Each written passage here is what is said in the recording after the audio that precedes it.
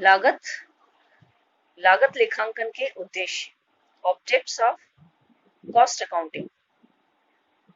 किसी भी व्यावसायिक संस्था व निर्माणी व्यवसाय में ये बहुत आवश्यक है कि लागत लेखा कार्य करने वालों को लागत लेखांकन के उद्देश्यों का पूर्ण ज्ञान हो, जिससे व्यवसाय के आकार प्रकार तथा प्रबंधकों की आवश्यकता के अनुसार समुचित लागत लेखांकन पद्धति अपनाई जा सके।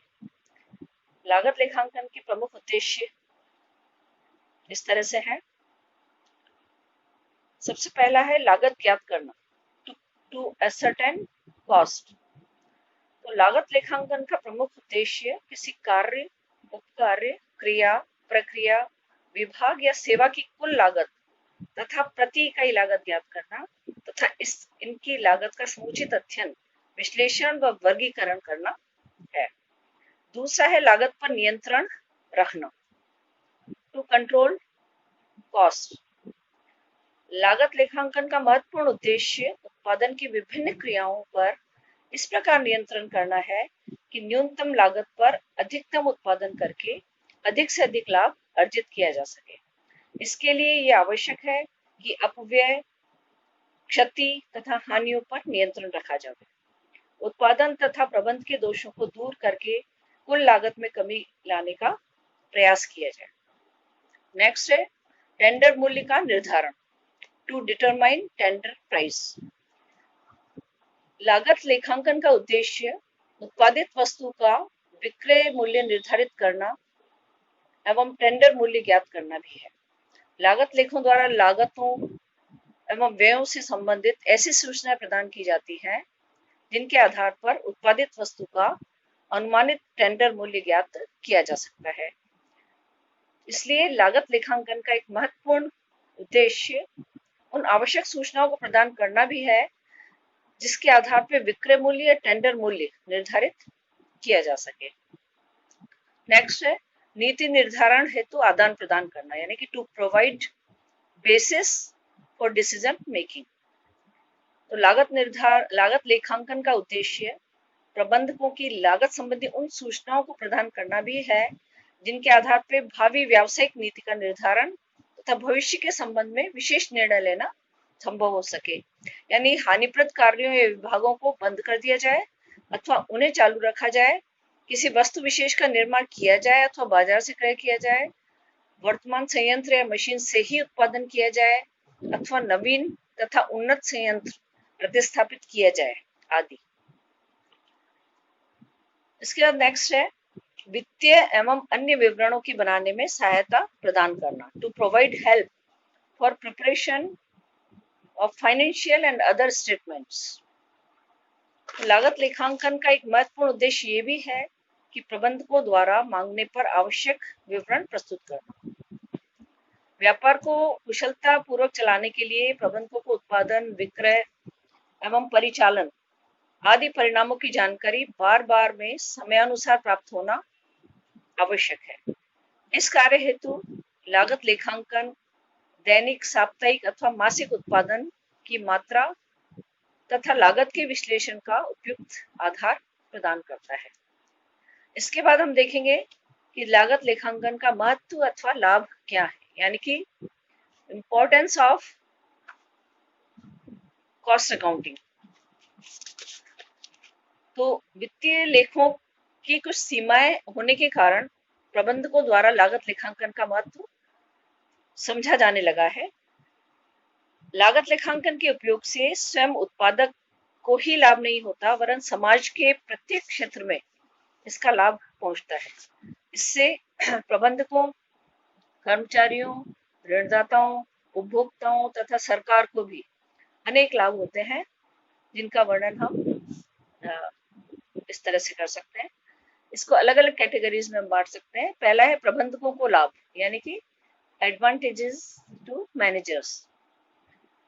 इसके बाद दूसरा है कर्मचारियों को लाभ, फिर तीसरा है विनियोजकों को लाभ और फिर उसके बाद सरकार को लाभ। तो प्रबंधकों को लाभ किस तरह से होगा, उसका सबसे पहला पॉइंट हम ले सकते हैं कि उत्पादन के क्षेत्र में प्रबंधकों को लाभ किस तरह से होंगे। इसका पहला पॉइंट है कि सामग्री श्रम व संयंत्र का सर्वोत्तम उपयोग किया जा सकता है। लागत लेखांकन के अंतर्गत सामग्री की प्राप्ति, सुरक्षा व निर्माण पर पर्याप्त नियंत्रण रखा जाता है। श्रमिक पर उचित नियंत्रण करके उसकी कुशलता के अनुसार कार्य लिया जाता है और संयंत्र जो है उनके नवीनीकरण का कार्य आदि का पूरा पूरा लेखा रखा जाता है। और कार्य कुशलता में अगर कोई कमी या वृद्धि है तो उसके कारण को भी ज्ञात किया जाता है। दूसरा है लाभ व अलाभप्रद कार्यों का ज्ञान किया जा सकता है, क्योंकि प्रत्येक चरण का अध्ययन किया जाता है सभी कार्यों के, इसलिए लाभ और अलाभप्रद कार्यों का ज्ञान आसानी से किया जा सकता है। फिर है तीसरा कि उत्पादन व्ययों में संतुलन व नियंत्रण। तो अनावश्यक व्ययों को रोका जा सकता है। व्ययों का विश्लेषण और वर्गीकरण हो जाने के से सामग्री, श्रम व अन्य व्ययों की मात्राओं में संतुलन रखा जा सकता है। चौथा है नवीन आविष्कार। कई प्रकार की योजनाएं लागू करने से प्रबंधकों को नए नए आविष्कार का अवसर मिलता है। नेक्स्ट पॉइंट है तुलनात्मक अध्ययन कर सकते हैं। लागत लेखा रखने से व्यय, उत्पादन, श्रम आदि का तुलनात्मक अध्ययन किया जा सकता है। फिर नेक्स्ट है उत्पादन संबंधी नीति निर्धारण में भी ये सहायक है। यदि एक निर्माणी संस्था अनेक प्रकार की वस्तुओं का निर्माण करती है तो विभिन्न वस्तुओं का उत्पादन ऐसे अनुपात में किया जाना चाहिए कि संस्था को अधिकतम लाभ प्राप्त हो सके। तो ऐसा निर्णय उत्पादन क्षमता, उपलब्ध सामग्री तथा अन्य ऐसे तथ्यों के आधार पर ही संभव है जो लागत लेखांकन के अंतर्गत ही प्राप्त हो सकते हैं। ये तो हुआ उत्पादन के क्षेत्र में। अब इसके बाद हम देखेंगे कि विक्रय के क्षेत्र में, in the field of sales, इसमें सबसे पहला हम ले सकते हैं कि अधिकतम बिक्री वाली वस्तुओं का उत्पादन किया जा सकता है। दूसरा हम ये ले सकते हैं कि उचित विक्रय मूल्य निर्धारित किया जा सकता है लागत लेखांकन का अध्ययन करके। तीसरा है विक्रेताओं की कुशलता का अध्ययन किया जा सकता है। नेक्स्ट है विज्ञापन की सुव्यवस्था की जा सकती है लागत लेखों के आधार पे। फिर नेक्स्ट है विक्रय व्ययों पर नियंत्रण किया जा सकता है, जैसे बोनस, यात्रा व्यय, कमीशन, माल पहुंचाने के लिए वाहन व्यय आदि लागत लेखांकन द्वारा सरलता से ज्ञात किए जा सकते हैं। अगला इसका सब पॉइंट है प्रबंध व प्रशासन में योगदान। तो इसमें हम ले सकते हैं कि पहला है विभिन्न विभागों की कार्यविधि का तुलनात्मक अध्ययन किया जा सकता है। दूसरा है लागत का विस्तृत जानकारी, क्योंकि प्रबंध को होती है लागत की, तो इसलिए वर्गीकृत किया जा सकता है निर्माण, विक्रय, प्रशासनिक व्ययों में। फिर इसके बाद है प्रमापित लागत से तुलनात्मक अध्ययन किया जा सकता है। नेक्स्ट पॉइंट हम लें अगर, तो वो है कार्यक्षमता वृद्धि का साधन है। कैसे? लागत लेखांकन के अंतर्गत कार्यहीन समय का मशीनों पे नवीनीकरण व्यय तथा मशीनों के कार्य घंटे आदि का सुचारू रूप से अध्ययन किया जाता है, तो कार्यक्षमता में वृद्धि भी की जा सकती है उसके आधार पर।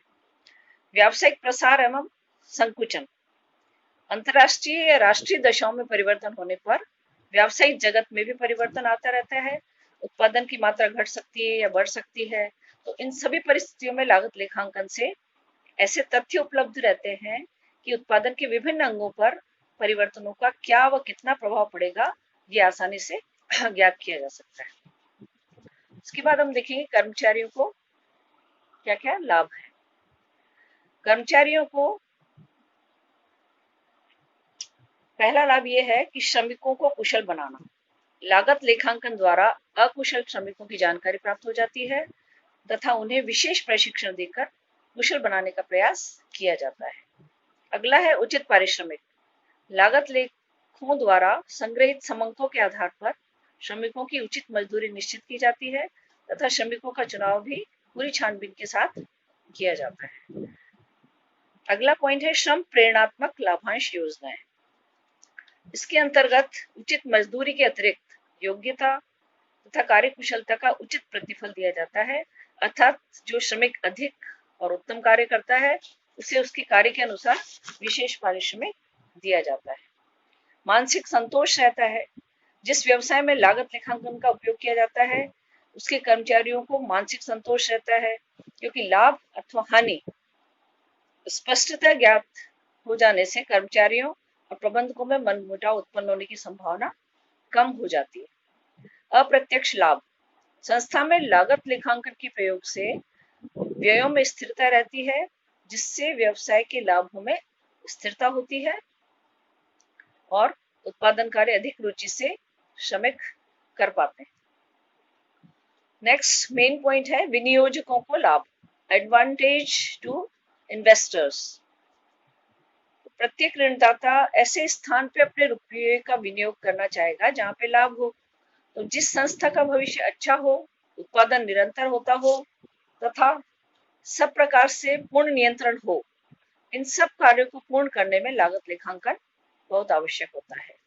नेक्स्ट है उपभोक्ताओं को लाभ। इसमें है कि लागत लेखांकन से व्ययों पे पूरा नियंत्रण रहता है तथा वस्तु की कुल लागत कम होने से उपभोक्ताओं को उत्तम वस्तु सस्ते मूल्य पर मिल जाती है। सरकार को क्या लाभ होगा कि देश की जो आर्थिक और औद्योगिक विकास की बड़ी बड़ी योजनाएं जो बनाती है सरकार, उन योजनाओं के लक्ष्य लागत लेखांकन के आधार पर ही निश्चित किए जाते हैं तथा उन्हें कार्यान्वित करते समय इन लेखों द्वारा ही व्ययों पर नियंत्रण रखा जा सकता है। तो इन सब चीजों से स्पष्ट हो जाता है कि ये लेखे यानी कि लागत लेखे संस्था के स्वामियों, प्रबंधकों, श्रमिकों, उपभोक्ताओं, विनियोजकों आदि सभी वर्गों को पूरा पूरा लाभ पहुंचाते हैं।